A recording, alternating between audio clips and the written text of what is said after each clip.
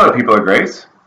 For our Pastoral Connect today, we're going to be talking about the angel of awareness. This coming Sunday, in our sermon series, Your Soul and the Story, we're going to be looking at the human conscience, or perhaps more fully understood, human awareness. Somehow, in this universe where life exists, existence became aware, and the highest level of being that we can measure and observe is us, humans, and we are aware.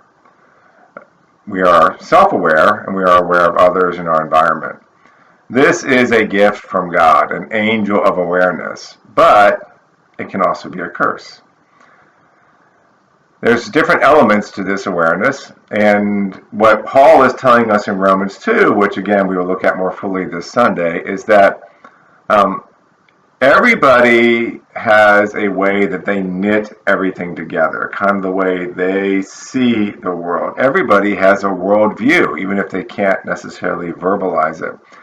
And that worldview is very subjective. While we can talk about good and evil, right and wrong in a collective sense, and that's important, individuals, concrete specific individuals, have so many nuances to their stories, so many reasons why they might feel what they feel, why they might see things the way they see it, that we have to be very sensitive to people's awareness, where they're at, where they're coming from, their conscience. But we can also affirm from Romans 2, which again we'll look at more fully, that God is at work in this thing we call human awareness or the human conscience. So while it's very subjective because people are often in very different places, there is something objective or transcendent at work.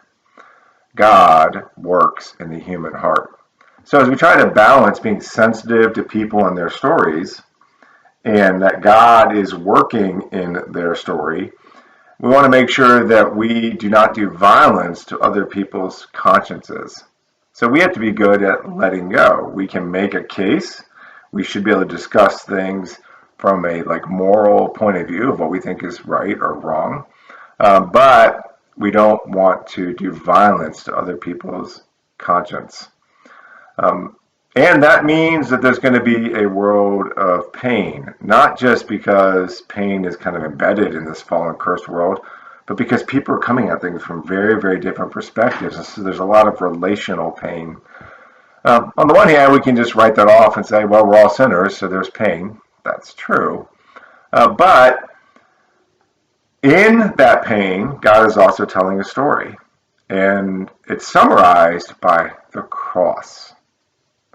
Because when God comes into this world, he experiences deep physical, emotional, and spiritual pain that it all comes together in the suffering of Christ on the cross.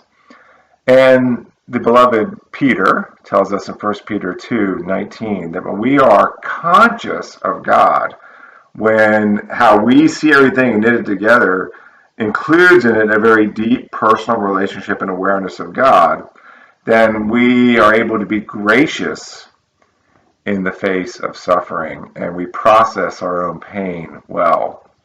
That's 1 Peter 2. If we do that well, when you get to 1 Peter 3, you find that people will ask you a reason for the hope that you have. Why are we able to be gracious as we process through pain? Because we are aware of God. Because we see God in the life of Jesus. And what this world does to God, inflicts pain, is what this world does. But in that pain, there's a beautiful story of redemption. I hope that you are finding your soul in that story. And that story of redemption is a very encouraging thought. Have a blessed day.